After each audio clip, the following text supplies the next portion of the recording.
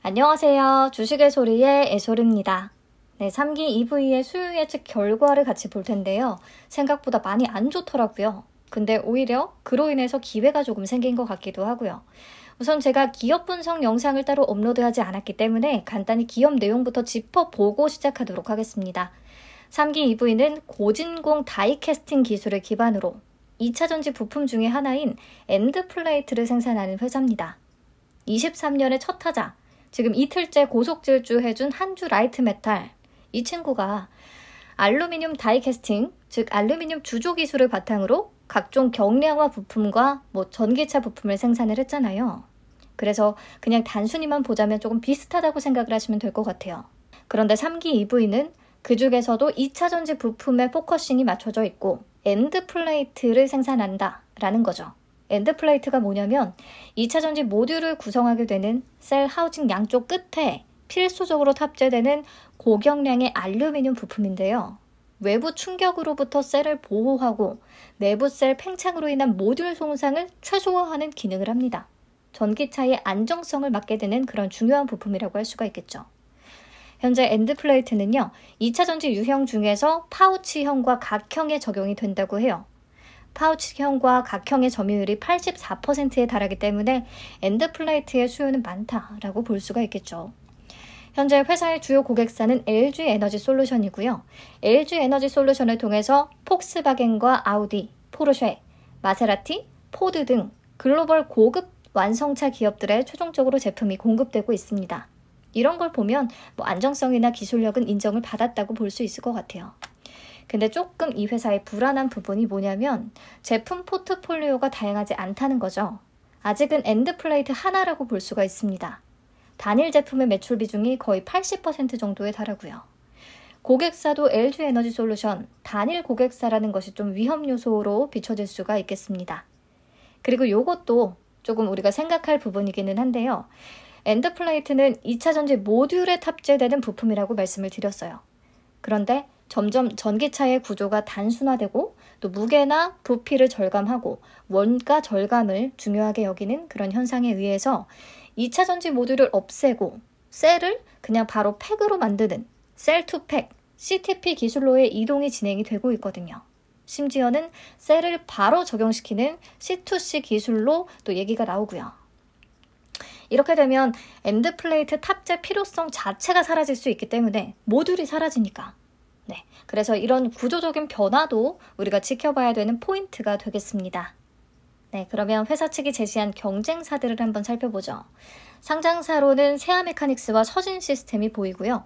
그 밖에 DL모터스, NSC 인더스트리 등 처음 듣는 회사들이 보이는데요. 이 중에서 가장 직접적인 경쟁사는 세아메카닉스라고 할 수가 있겠습니다. 세아메카닉스도 엔드플레이트를 생산하고요. 알루미늄 주조 기술 바탕으로. 그리고 주요 고객사가 LG에너지솔루션이거든요. 근데 엔드플레이트에 있어서는요, 3기 EV가 점유율 국내 1위를 기록하고 있습니다. 그래서 두 회사의 실적을 한번 비교해봤어요. 보시면 22년 3분기 누적 기준으로는 3기 EV의 실적이 훨씬 좋습니다. 물론 세아메카닉스는 전기차 부품보다는 IT 쪽, TV 관련된 부품의 비중이 현재까지는 훨씬 높다는 측면이 존재해요. 그래서 3기 EV의 엔드플레이트 매출과 세아메카닉스의 전기차 부품 매출만 놓고 따로 비교를 해봤습니다. 세아메카닉스는 엔드플레이트 매출을 따로 기록하고 있지는 않아서 그 밖에 DC 케이스나 배터리 팩 부품 등등 좀 다른 포트폴리오도 여기에 포함이 되어 있다고 보셔야 합니다. 아무튼 엔드플레이트 단일 규모로는 3기 EV가 훨씬 앞서고 있다는 것을 확인할 수가 있는데요. 그래도 세아메카닉스는 포트폴리오 다양화 측면에서는 더 앞서고 있다라고 할 수도 있는 측면이겠죠. 가장 최근에 상장한 한주 라이트 메탈의 전기차 부품 쪽 실적도 참고해서 한번 보시고요. 아무튼 현재로서 알루미늄 다이캐스팅 기업이자 전기차 부품 매출 규모가 가장 큰 회사는 3기 EV라고 할 수가 있겠습니다. 근데 지금은 좋은데 앞으로의 성장 전략이 또 어떻게 되느냐, 그리고 앞에서 봤던 우려 요소들을 지울 수 있을 것인가, 이런 부분을 조금 살펴볼게요. 네, 우선 고객사 다변화가 필요하겠죠. SK온, 삼성 SDI와 제품 개발, 준비 단계에 있다고는 합니다. 그래서 최종 공급처도 현대, 기아, 폭스바겐, 닛산 등으로 더 확대할 계획이라고 얘기를 하고 있고요. 그리고 단일 제품에 대한 우려에 대해서는요. 차세대 2차 전지 기술을 기반으로 제품 포트폴리오를 확대 중이라고 합니다. 플러그인 하이브리드용 하우징과 원형 셀 모듈 부품은 글로벌 메이커와 공동 연구를 개발 중이라고 하고요.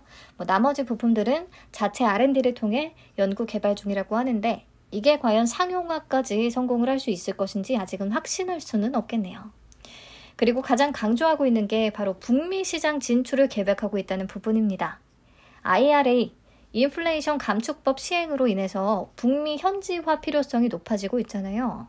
미국 지역에서 생산되고 조립되는 차량에만 세제 혜택을 지원하겠다고 얘기를 하니까요. 그래서 회사가 북미 시장 진출을 위해 좀 발빠르게 움직이고 있습니다. 이미 미국 엘라베마주에 기존 국내 공장 2곳을 합친 규모보다 3배가량 더 넓은 부지를 확보했다고 하고요. 이곳에 주요 2차 전지 업체들과 또 글로벌 완성차 메이커들의 생산 기지가 인접해 있기 때문에 더 빠르고 효율적으로 현지 기업들을 공략할 수 있을 것이라는 전망이에요. 이번 공모 자금의 많은 부분이 미국 공장에 투입이 될 계획이고요. 그래서 25년에는 엔드플레이트 양산을 미국에서 개시할 수 있을 것이고 24년에는 신규 제품군을 5개까지 확대하겠다는 목표를 내비치고 있습니다. 네, 회사 내용은 이 정도면 충분할 것 같고요. 실적을 한번 볼게요. 3기 EV는요. 2020년에 모 회사인 3기로부터 전기차 부품 쪽만 따로 떼어낸 물적 분할을 통해 설립된 회사입니다. 그래서 2020년부터 실적을 확인할 수가 있고요. 2021년에 매우 가파르게 매출액이 성장을 했네요. 하지만 단기 순손실을 기록했어요. 그 이유는 현금 유출이 없는 파생상품 평가 손실 때문입니다. 그래서 22년 3분기 기준으로는 매출액 803억 원, 영업이익 76억 원, 단기순이익 121억 원 기록해주고 있다는 거 확인하시면 될 것 같아요. 분명히 좋아지기는 했는데 외형 성장은 좀 다소 주춤한 모습이거든요. 반도체 공급난과 러시아의 우크라이나 침공으로 전기차 생산이 정상적으로 이루어지지 못한 그런 영향을 받은 듯합니다. 근데 과연 앞으로 이 실적 성장이 잘 이어질 것인지 확인하기에는 업력이 조금 짧다고 해야 될까요? 조금 불안하긴 하네요. 그리고 재무 안정성 지표는 업종 평균 대비해서 무난합니다.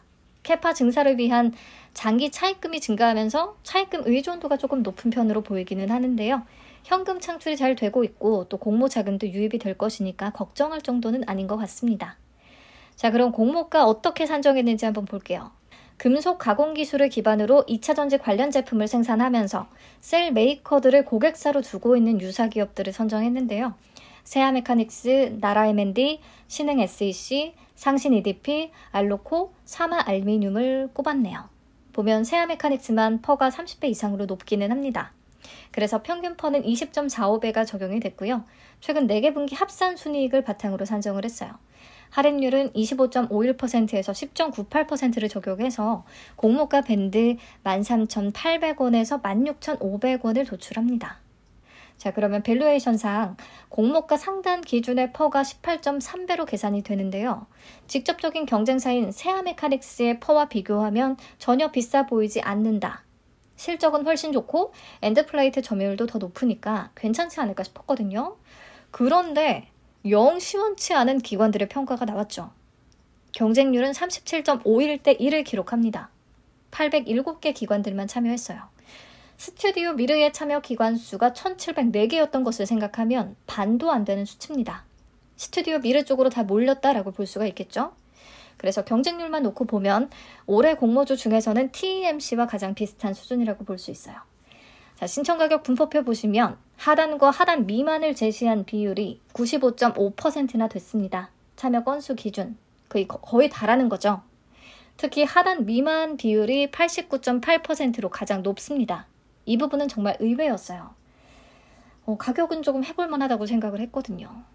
네, 아무튼 의무 보유 확약 비율은 수량 기준으로 0.45%, 건수 기준 4.83%를 기록합니다. 그래도 39개 기관들이 15일 확약을 신청하기는 했는데 매우 소량씩만 신청을 해서 수량 기준으로는 비율이 뚝 떨어진 거죠. 자, 최근에 TEMC도요. 수량 기준으로는 0.43%였지만 건수 기준으로는 5%대였거든요. 근데 참여 기관들한테 신청 수량을 모두 다 배정하면서 최종 확약 비율을 13.44%까지 끌어올려줬었죠. 만약에 대신증권이 최선을 다해서 이번에 그렇게 배정을 좀 해준다면 생각보다는 높은 확약 비율을 기대할 수 있겠지만 그렇지 않다면 좀 어렵겠습니다. 네, 그래서 공모가는 밴드 하단보다 20% 낮은 11,000원에 확정이 됐고요. 공모 규모는 약 391억 원대까지 줄어들었고 시가총액도 약 1,573억 원으로 2,000억 원 밑으로 감소하겠습니다. 청약은 설 연휴가 끝나면 바로 25일부터 26일까지 진행되고요. 환불까지는 마찬가지로 4일이 걸립니다. 3일에 진행되고요. 환불까지는 마찬가지로 4일이 걸립니다. 30일에 환불되고 상장은 2월 3일로 예정이 되어 있어요. 스튜디오 미르는 2월 7일에 상장이니까 겹치지는 않습니다. 그리고 대신증권의 단독 주관이고요. 이 종목 큰 불안 요소로 계속 언급됐던 것이 구주 매출 비중이 40%나 된다는 부분이었거든요. 구주 매출의 주체는 모회사인 3기라는 회사였고요. 이번 공모를 통해서 3기가 156억 원가량을 손에 쥐게 됩니다. 이게 3기 EV를 위한 공모인지 3기를 위한 공모인지 조금 헷갈리는 부분이죠. 근데 3기가 구주 매출을 통해 마련한 자금 역시 미국 법인 설립을 위해 전액 투자가 될 것이고 그렇다면 3기 EV와 시너지를 기대할 수 있다. 3기 EV와 함께 선제적으로 미국 진출을 꾀하는 것이다 라고 설명은 하고 있는데 이걸 긍정적으로 받아들이지는 못한 모양입니다. 그리고 상장일 유통가능 물량은 27.21%예요. 금액으로 계산하면 약 428억 원 규모가 되겠는데요. 최근에 봤던 200억 원대 종목들에 비하면 유통 물량 메리트는 없다고 보입니다. 기존 주주 비율은 낮아요. 2.37%. 메리츠증권과 삼성증권의 보유 물량이 되겠는데 투자 단가는 모르겠습니다. 그리고 한 가지 더 체크해야 되는 부분이 있는데요. 구주 매출 후에 3기가 보유하게 되는 주식수는 총 763만 958주인데 이 중에서 최소 30만 주에서 50만 주 한도 내에서 3기 주주들을 대상으로 3기 EV 주식을 현물 배당할 계획입니다. 왜 그러냐? 물적 분할한 회사라고 했잖아요. 물적 분할 후에 상장을 시키기 때문에 쪼개기 상장에 대한 불만이 나올 수 있고 그래서 3기 주주들을 일종 위로하는 차원이라고 할 수가 있겠죠. 이 현물 배당은 상장 후 6개월 이후에 시행이 된다고 하니까요. 6개월 뒤에는 3기 주주들이 받은 3기 EV 주식이 시장에 또 풀릴 수 있다는 거 알고 계셔야겠습니다. 네, 정리해보면 경쟁률이 매우 낮고 기관 투자자들은 밴드 하단도 비싸다고 평가를 했고 확약 비율도 수량 기준으로 매우 낮아서 수익 예측 결과는 아주 나빴다라고 할 수밖에 없겠어요. 유통 가능 물량은 20%대이기는 한데 금액으로는 400억 원대가 넘는 규모이기 때문에 규모적인 메리트도 없는 상황이고요. 하지만 공모가를 밴드 하단 대비 20% 낮춰줬기 때문에 밸류에이션 매력이 생겼을지 다시 한번 체크를 해봐야겠죠. 자, 확정 공모가 기준의 퍼 계산하면 12.2배가 되거든요. 그러면 꽤 메리트가 있어진다고 생각합니다. 세아 메카닉스보다는 훨씬 낮고 최근에 상장한 한주라이트 메탈의 2분의 1도 안 되는 수준이거든요. 그래서 이 정도면 해볼 만한 가격이다라고 개인적으로 생각을 합니다. 23년 예상순이익 기준으로 주당 평가가액을 한번 계산을 해보면요. 무려 공모가 대비해서 150% 플러스인 수준이 나오거든요. 그 한주라이트 메탈까지 포함해서 평균퍼를 적용했고요. 그리고 2021년에 투자했던 주관사, 대신증권의 투자 단가는 15,732원입니다. 공모가와 계리율이 오히려 마이너스 30%가 넘는 상황이에요. 그래서 이 정도의 가격대는 욕심은 전혀 부리지 않았다고 봤고요. 그래서 오히려 더 좋다, 라는 느낌이 들었습니다. 네, 최근 들어서 공모가를 하단 미만에 확정했던 공모주들 데려와 봤는데요. TEMC부터 해서 엔제까지 수익 예측 결과가 매우 부진했던 많은 종목들이 예상외로 수익을 다 줬습니다. 그리고 이 표에 있는 것들 중에서는 DTNCR로 윤성 FNC를 제외하고는 수익 구간이 나와줬네요. 물론 3기 EV의 유통가능 금액과 시가총액이 딱히 매력적인 수준은 아닌데요. 가장 최근에 상장한 TEMC가 더더욱 규모가 컸고 또 심지어 동시 상장이었는데도 불구하고 수익을 줬다는 측면에서 조금 더 이 수익에 대한 확률을 높이기는 합니다. 그만큼 공모주 시장 분위기가 2023년 들어서 아직까지는 괜찮다고 볼 수가 있겠고요. 그래서 지금까지 얘기했던 내용들 장단점으로 구분지어서 한번 정리를 해볼게요. 장점으로는 다소 사업 내용이 비슷한 한주라이트 메탈의 최근 질주와 TEMC마저 수익이 낮다는 거 우선 얘기를 할 수가 있겠고요. 가격 메리트와 또 단독 상장 일정이라는 게 장점이 되겠습니다. 엔드플레이트 국내 점유율 1위라는 것도 매력이고요. 단점으로는 제품 포트폴리오가 단일화되어 있다는 것과 고객사도 단일화라는 것이 위험 요소가 될 수 있겠고 구주 매출 40% 그리고 유통 물량 규모가 애매하다는 거, 시가총액도 1,000억 원이 넘는다는 거, 수요 예측 결과가 안 좋았다는 거 이런 것들을 들 수가 있겠습니다. 기관들도요. 아무래도 유통 물량과 시가총액이 낮은 종목들은 배정받는 수량이 많지 않다 보니까 부담이 덜하고 상대적으로 수익 가능성이 더 높기 때문에 그런 종목 쪽으로 집중하는 경향을 보이기는 해요. 근데 사실 3기 EV 공모가 밴드에 대한 평가가 왜 그렇게 안 좋았는지는 사실 잘 모르겠습니다. 네, 최종적으로 3기 EV와 스튜디오 미르를 비교해 보자면 당연히 거의 모든 측면에서 스튜디오 미르가 비교 우위를 갖겠고요.